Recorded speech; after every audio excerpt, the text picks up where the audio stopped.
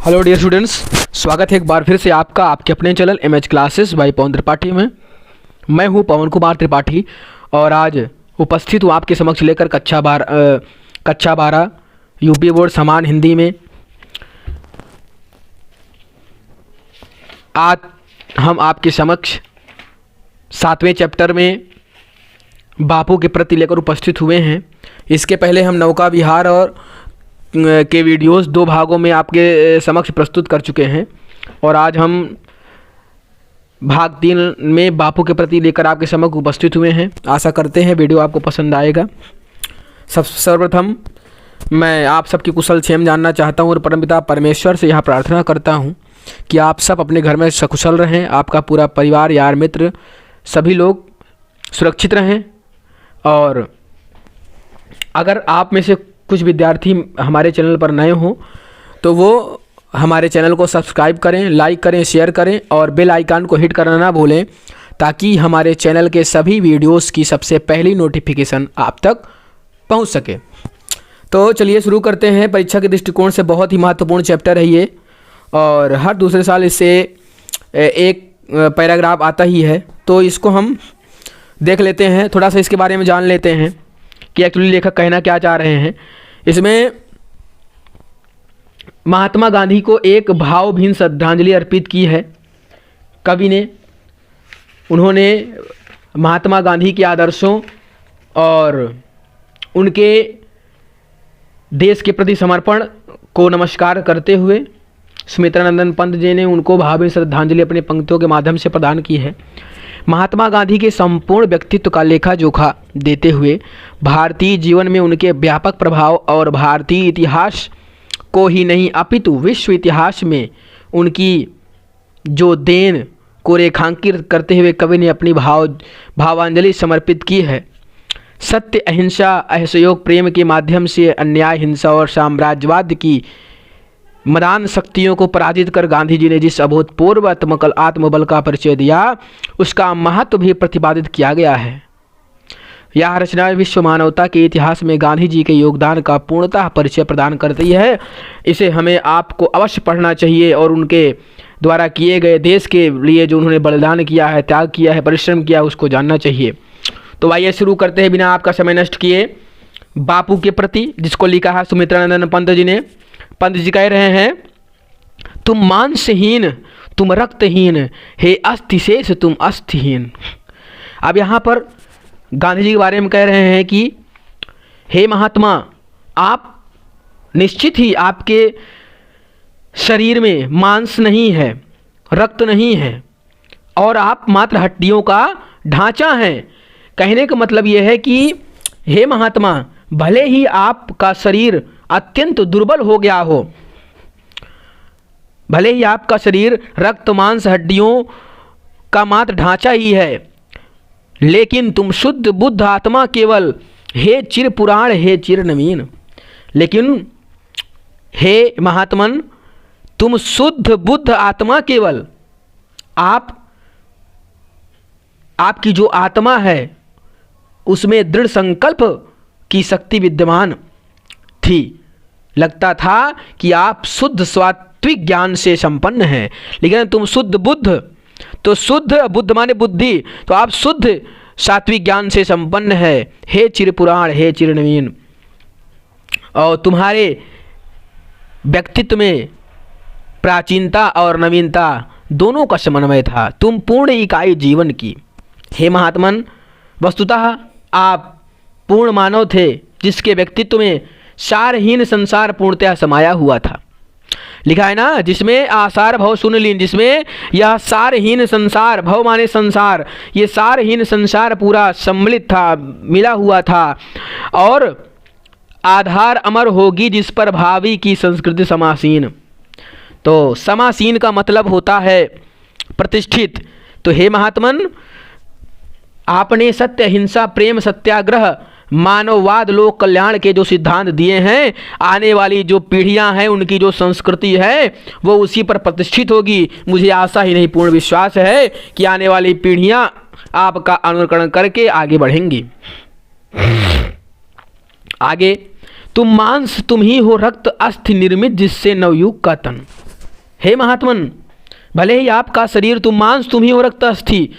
हे महात्मन, भले ही आपका शरीर बड़ा ही दुर्बल है, क्षीण है, लेकिन नव युग का निर्माण जिससे होगा वो मूलभूत सिद्धांत आपके से ही मिलने हैं। तुम धन्य तुम्हारा निस्वार्थ त्याग। हे महात्मन, आप धन्य हैं और आपका निस्वार्थ जो त्याग रहा देश के प्रति वह भी धन्य है और है विश्व भोग का वर साधन। तो महात्मन, आपने अपनी कामनाओं पर विजय प्राप्त कर ली है विश्व भोग का वर साधन। तो कहने का मतलब है कि आपका धन, आप धन्य हैं, आपका यह त्याग धन्य है, आपने अपनी कामनाओं पर विजय प्राप्त कर ली है। आपने इस भस्म काम तन की रज से जगपूर्ण काम नव जग जीवन की।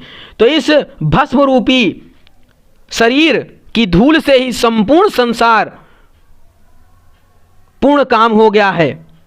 भाव यह है कि आपने अपनी वैयक्तिक इच्छाओं पर विजय प्राप्त कर ली है और ऐसे मानव मूल्यों का निर्माण किया है जिससे संसार की सभी कामनाएं पूर्ण हो और बीनेगा सत्य हिंसा के ताने बानों से मानवपन। तो यहाँ पर कहा गया है कि आपने अपनी जिन कामनाओं पर विजय प्राप्त कर ली है उन्हीं के ताने बाने जो है आने वाली जो भावी पीढ़ियां हैं मानवता की वो ताने बाने बुनेंगी। या भावी मानवता का विकास आपके ही सिद्धांतों पर होगा। आगे देखते हैं।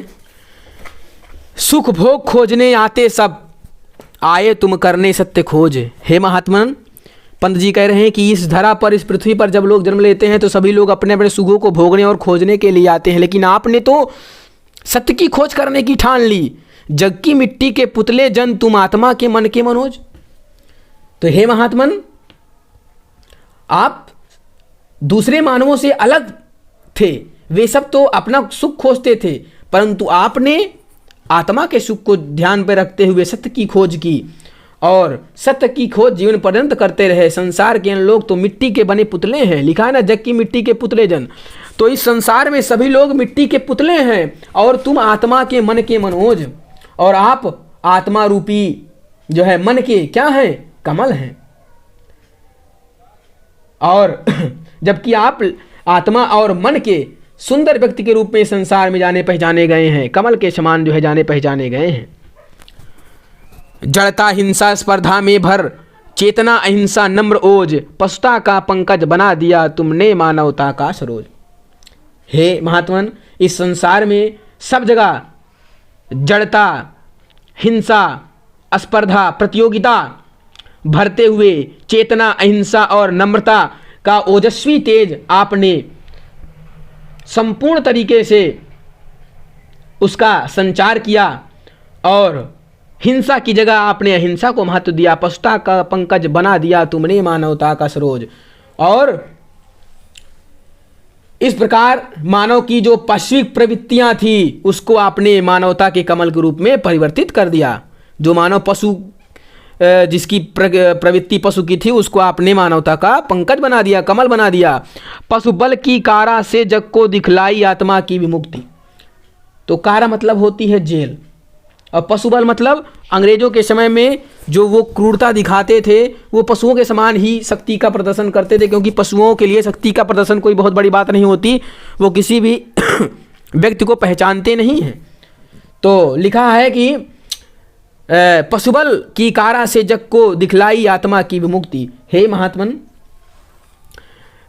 जब यह संसार बड़े ही कष्ट में था और उस समय आपने ये जो पशुओं के समान बल है इसको कारागार में बंदी करवा दिया, अर्थात अपने आत्मबल को आपने सबके सामने प्रस्तुत किया।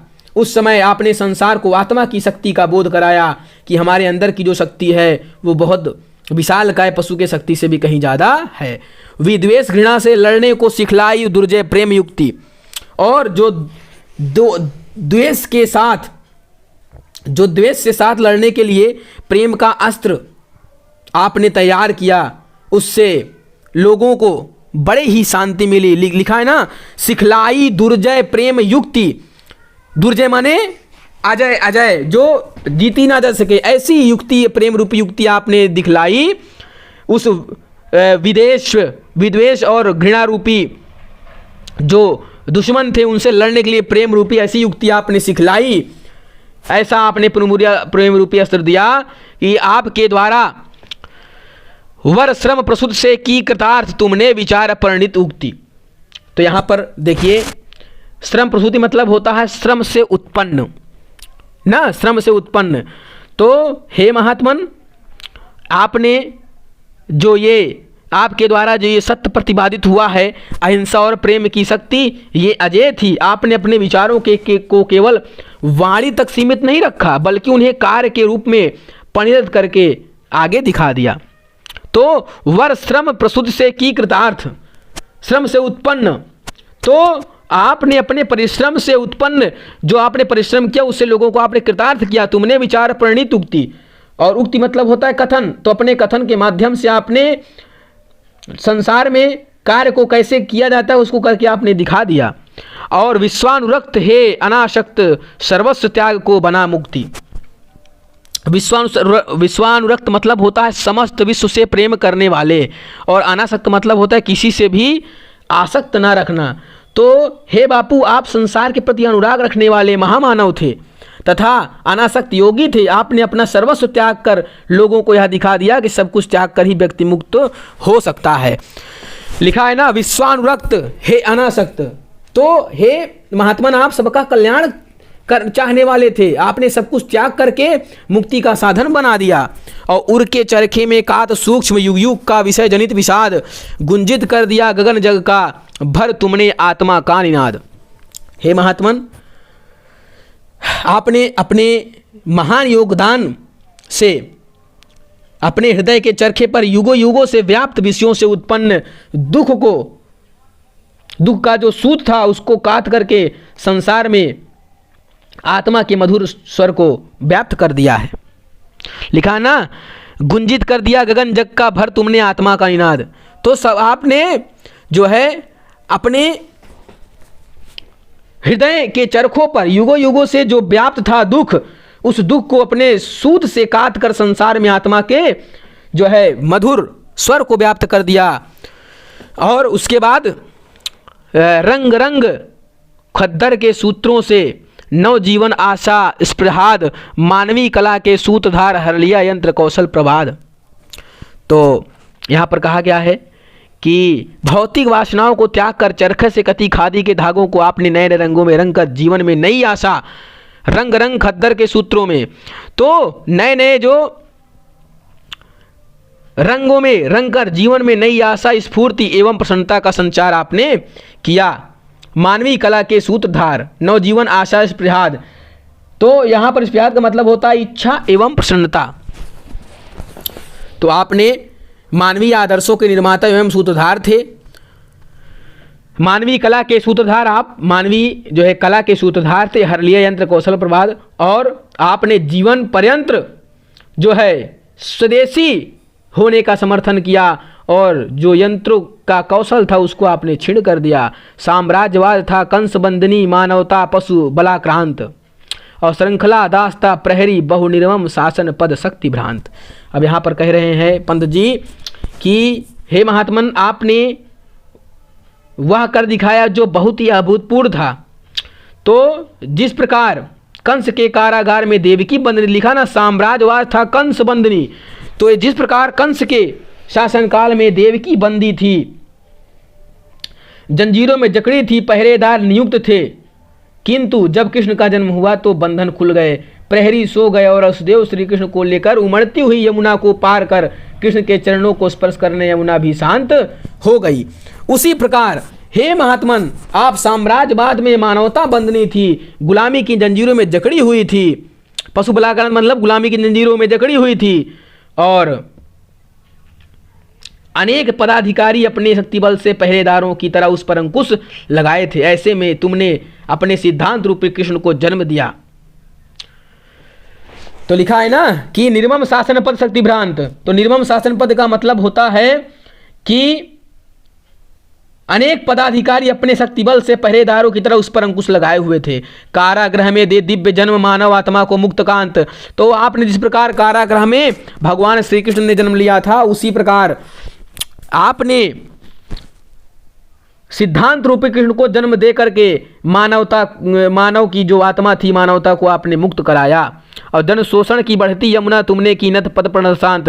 और जन शोषण की जो यमुना बढ़ रही थी, आपने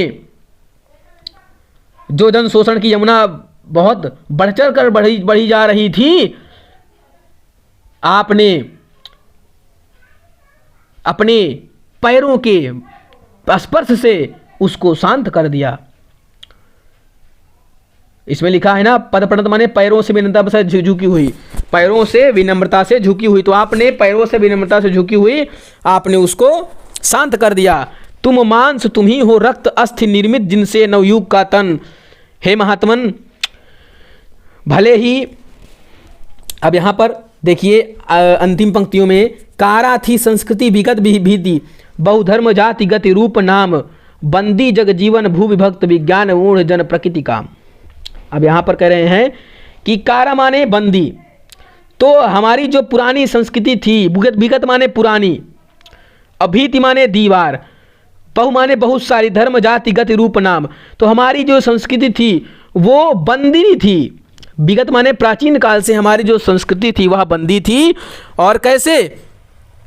धर्म जाति संप्रदाय नाम देश गुण, इन की जो दीवारें थी, इन दीवारों में हमारी जो पुरातन की संस्कृति थी वह क्या थी? बंदी थी।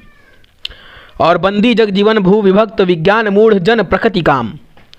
तो विश्व के लोग वैज्ञानिक उन्नति के कारण मूढ़मती होकर प्रकृति विरोधी हो गए थे। बंदी जगजीवन कैसा था? बंदी था। और भू विभक्त विज्ञान मूढ़, तो जो विज्ञान जानने वाले मूर्ख लोग थे वो प्रकृति के विरोधी हो गए थे। आए तुम मुक्त पुरुष कहने, मिथ्या जड़ बंधन सत्य राम। और ऐसे समय में आपने संसार में अवतार लेकर, जन्म लेकर मानव जाति को एक नया रास्ता दिखलाया और उनको बताया कि भौतिकवाद को बढ़ावा देने वाले सांसारिक जो मोह माया के बंधन है, मिथ्या जड़ बंधन सत्य राम, ये सारे बंधन मिथ्या हैं और सत्य क्या है? राम सत्य है। नानृतम जयति सत्यम माँ भय, जय ज्ञान ज्योति तुमको प्रणाम। तो केवल एक परमात्मा ही सत्य है। नानृतम जयति सत्यम माँ भय, तो सिर्फ जो है परमात्मा ही जो है सत्य है। और तुमने असत्य पर सत्य की विजय का प्रतिपादन किया और लोगों को निर्भीकता एवं निडरता का पाठ पढ़ाया। हे तेजस्वी, हे ज्ञानवान, तुमको बारंबार प्रणाम है। तो लिखा है ना कि नानृतम जयति सत्यम माँ भई। तो नानृतम मतलब होता है झूठ ना बोलने, माँ भई माने डरो मत। तो हे महात्मन, आपने लोगों को यह संदेश दिया कि आपको झूठ नहीं बोलना